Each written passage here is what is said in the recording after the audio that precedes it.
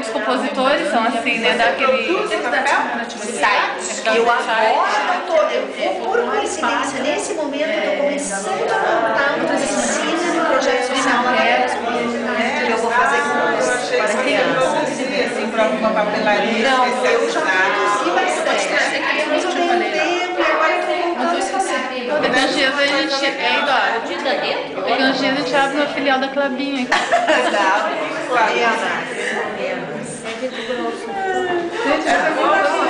Eu sou uma coisa, quem que é dono desse, quem que é dono desse? Esse aqui, aquele ali é meu. Aquele é meu. Tá, então fiquem aí, vocês vão lá, vocês esperam um pouquinho mais.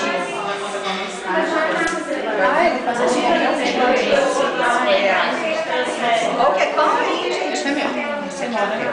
Mas deu uma pressionada. Já me enrolo.